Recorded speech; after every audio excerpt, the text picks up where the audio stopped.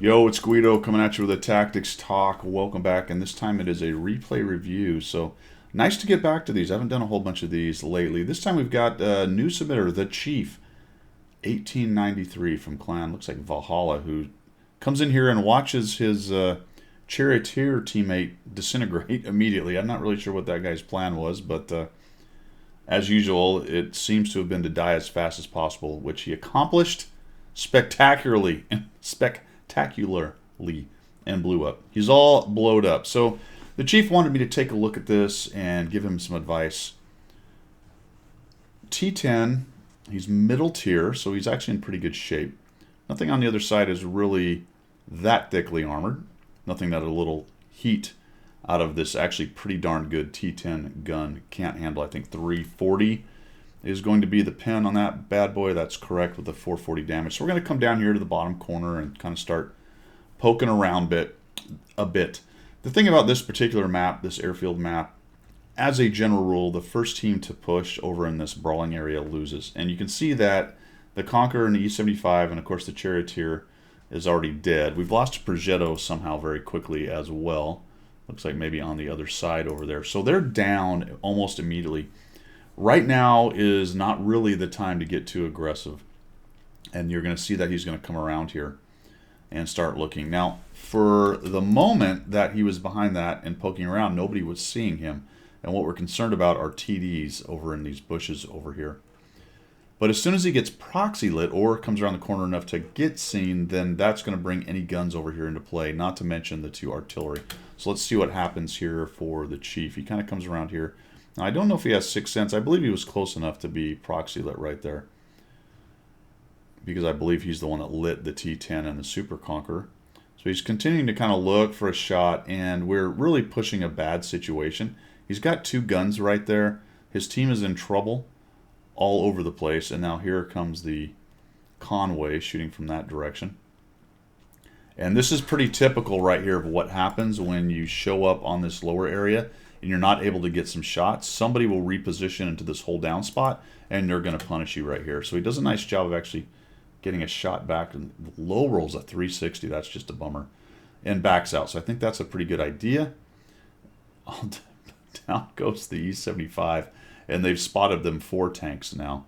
So taking a look for the Conway, trying to get a highlight, and pokes one at that guy, and then eats a big 576 from the JT. So coming down low right there early with a bunch of TDs that are unspotted, this is just a bad plan right here. Your best bet was to turtle up, and then we're going to exacerbate that issue. It's not a completely lost cause. Things are not completely lost, but we make a critical error here. We see that the Super Conqueror is repositioning, and really he's going to try to use his hole right here, his hold down capability. The other Super's right there. We still have a decent amount of tanks, including this Conqueror over here and a Scorpion G, to support if we can light guys who might be pushing us. Yes, we're on our back heel, but what happens here is we pull back with this Super Conqueror, and more than likely the TDs kind of saw the beginning of that, and then this other Super Conqueror says, well, I'm not going to sit there alone, and now we have really just given up this spot. We're kind of hanging out here. I don't know. Yeah, that's your view. So for some reason we've stopped playing for a moment. Now we're back into the game. And we're going to completely reposition. So we just totally abandon this heavy brawl over here, and says something like there's Sturv and all those things down there, and I'm going to come over here and help the mill. And we take the long way. Probably a good idea, because if we are going to reposition on this map, crossing through there is going to get us lit up by their guys that are up on the hill. But now we're completely out of the game, and we've really just abandoned where the most of the enemy is. And look at this, they're just eating up the Conqueror, the Super Conqueror. We're not there to kind of add our gun to the game, and I believe that's probably one of your biggest mistakes right there. Not every game is going to be winnable.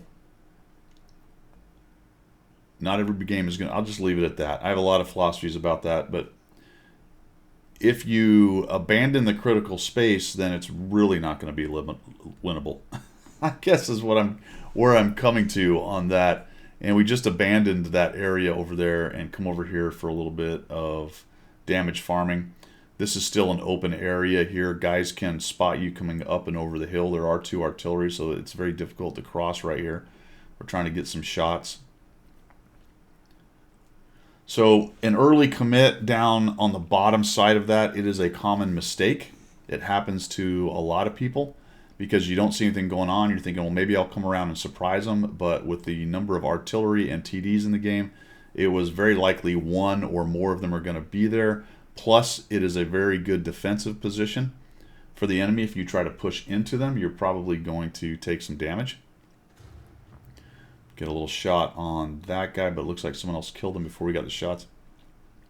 The Barask circles us, chasing him while he's reloading. He's headed up the hill.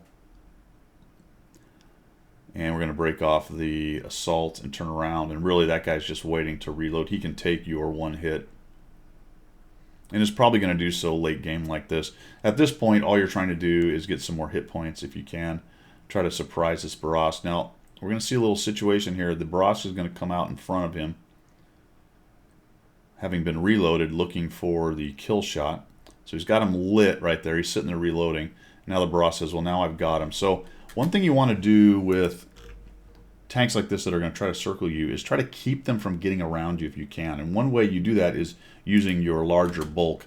So as you see him coming in, I would have backed up and then immediately tried to tuck up into this space and see if I couldn't clip him instead of backing him. It looks like you just decided that a little late, and he just gets away right there a little more than you wanted to, but nicely done because you actually survive with the armor.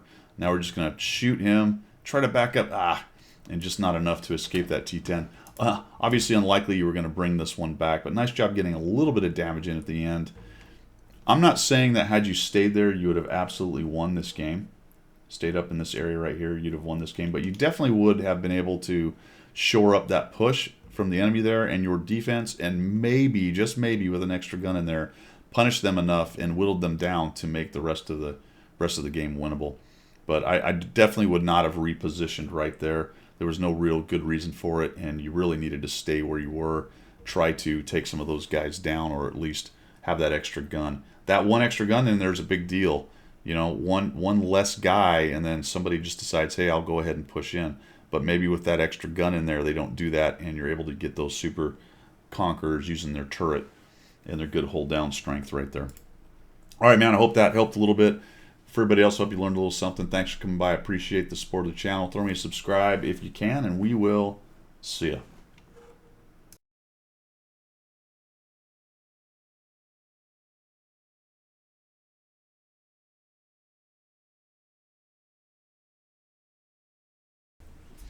All right, here's a second example for the Chief. Got a little 2-pack here. This time he's in his Amex 30 top tier in a 2-tier battle, so he's got some 8s and some 9s in there. He's got the middle gun, so he doesn't have the big, really nice big gun on this tank. Middle gun's pretty effective, very highly mobile tank, so he'll do a little bit of that mobility thing and head over to this side. So watching these two replays as I've done, kind of getting a feel for what the Chief is doing right here. You remember last time he kind of repositioned and moved around a bit in what I thought was an unnecessary and certainly the wrong move at the time. So keeping that in mind, let's kind of take a look at what the Chief does here. He's got 1390 that shows up. Now this is an interesting map because nobody has gone to the north. An interesting map and match. Nobody's gone up here to the north. So I get this thing to work. Just a couple guys. He's got the Barask and the T49 up there. We got a lot of guys still hanging out. Some went down into the Pit of Doom. There's only 2 of them over here. And this crowd, what are they doing? We don't know.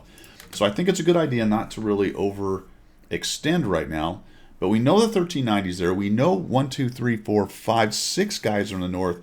2 are down towards the middle. That's 8, 9 guys.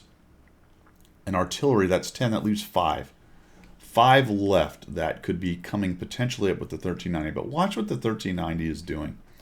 He kind of looks, and it looks like he just bailed out. Looks like he just bailed out. He ended up seeing an UDES 16. He did not see the Chief. I thought it was a good idea by the Chief not to just poke and let the 1390 see him. There's no reason to give him any more SA. Now let's talk about this little sequence right here. It looks like the 1390 did not leave quite yet. Comes back and gets punished. There's some guys behind buildings here. You've got an E75, potentially a Foch.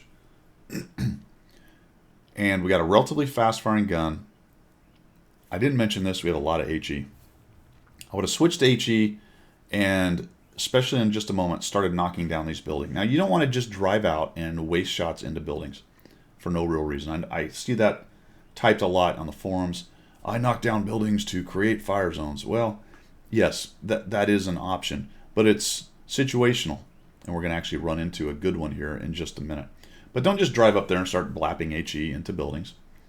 However, there are situations where you may want to do so. Now, there's a T-28 moving around. He's down in the buildings. We come up. That's the right thing. We see him. We can't quite get a look at him. He's right behind that building. Just start knocking him down. Also, you don't need 15 HE in this gun. I would carry maybe 5 if you really like HE, but 15 is way overkill. I would much rather have the AP or the APCR in there. You and the UDES 16 are sitting there. The 1390 has repositioned. All right, so this is part of reading the game and the battle flow and what's going on. As I look at this, I got a lot of campers. We gave up the north, but the south is an interesting situation right now. The 1390 went there and left. Why? Because he didn't have any backup? Because he just wanted to reposition down to the middle?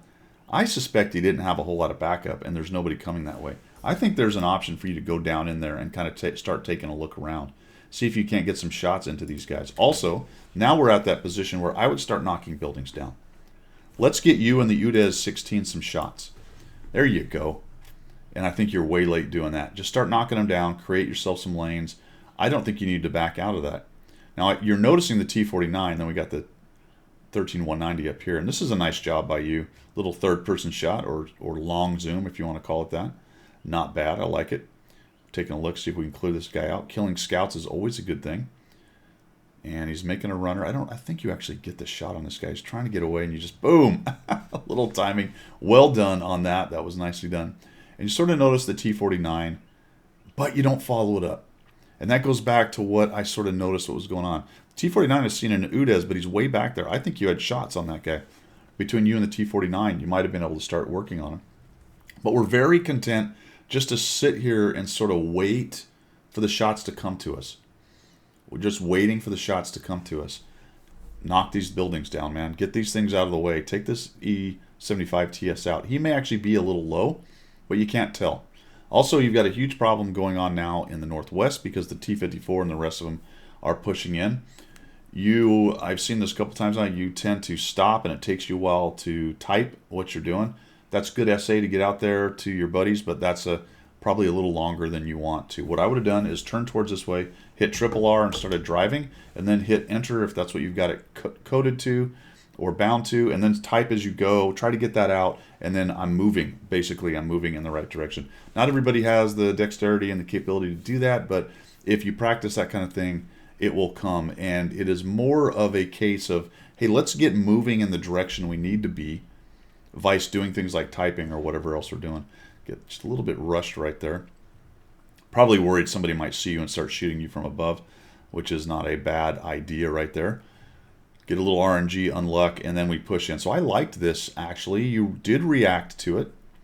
Well, I thought you were a little passive, kind of sitting up there. You could have knocked buildings down and helped these guys. Thought that was a little passive, but right here I like this. And then I watched what you did from here, and I went, no, we need to get in there. So you have one guy trapped. You have a lot of hit points yourself. There's some dudes who are kind of on one-shots. This guy definitely. This guy, if he gets double-tapped, and potentially TS5, let's get in there and preserve our friend's hit points. This is one of those points in the game where it is now time for you to take the bull by the horn and preserve your buddy's hit points. Okay? There are a lot of players who will absolutely not do this in any way, shape, or form. I'm a big proponent of doing it in the right situation. This is a close game. I would like to have all three of these guns in the game. I can make that happen with my full hit point tank in my mobility by raging in here, maybe taking a hit or two, getting around behind him and allowing these guys to get shots on his side or to at least live as you gang tackle them. But this is what I see a lot. People just, nah, I'm not going to do it. There's 316 for your near dead. Thank God he didn't get high rolled and killed. But we bail out. We bail out. This guy, and this game is a time problem as well. You only have X amount of time. Also, as you lose hit points or the enemy loses hit points, the more time and hit points they lose, the worse off they get due to, obviously, less guns in the game, less hit points in the game, less map position, that kind of thing. This dude needs to go.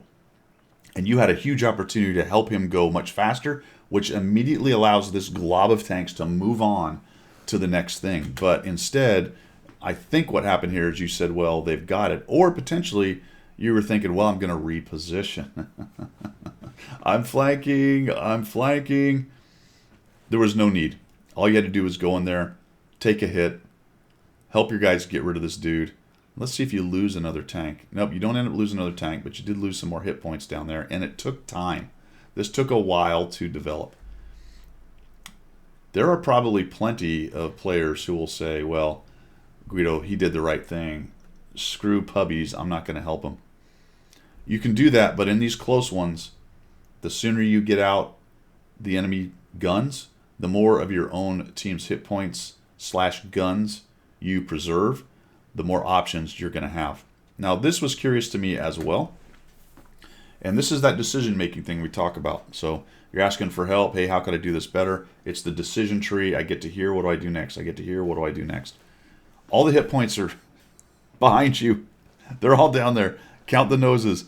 The 103, the Charioteer, and the Udes. That's 3 of the 4 that are alive. The low last seen over there, and there's an Artie. And you're going the exact opposite direction of the vast majority of where the hit points are. Man, I would have turned, Chief, I would have turned right around and gone right at these guys. Get up there with your guns and help them. I'll be honest, I'm not 100% sure what you were thinking, and maybe you just didn't notice it till right there. And that's possibility right there. You just kind of went, all right, that's an open area. I need to move up into there, see if I can find something, whatever the case may be. And then you just notice. You'll have to let us know down in the comments on what happened there. But debriefing to the 100% solution would have been immediately once that guy died down in the pit, turn around and go to the hit points. Because you're really in that phase of the game now where this is probably going to be a win almost no matter what happens. But go get my hit points. It's time for me to pad my stats and get some more damage. I was able to maintain my vote by getting to the end of the game. And it's time for me to get down there and go after him. And I think had you immediately turned, you'd have already been there and at least got this 89 hit points right here off of this guy, or potentially more if you'd have been there slightly earlier. All right, so where's the low? He's probably down here, so that's where you're headed next. Pushing down towards the Lurva.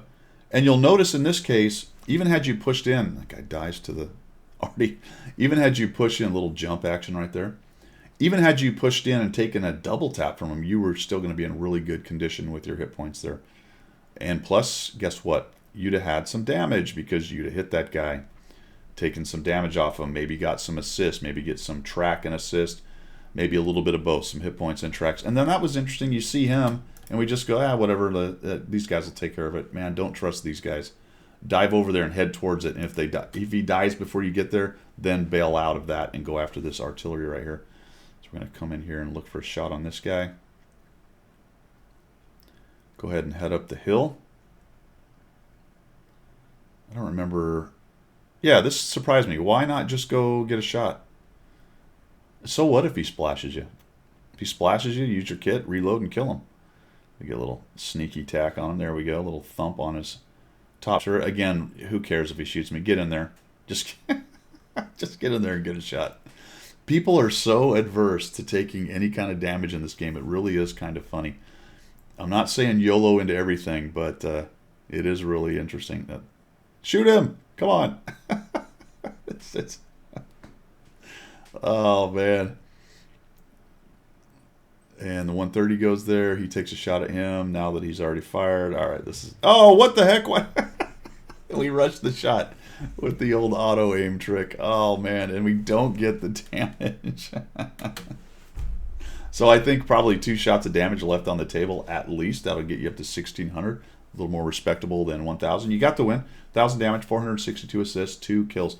So what I see from these 2 replays is a player that has the idea of watching the flow, but your decision-making and places you're going needs a little bit of fine-tuning. It's either late or you're making some wrong decisions on where you need to stay or where you need to go. But the good news is you are reacting, right? A lot of players will go to one flank and just sit there and die and never really react to what's going on. So that is a good thing, that you've got it in your mind and you're already asking for help. So it is in your cranium that, all right, I need to figure out what's going on here.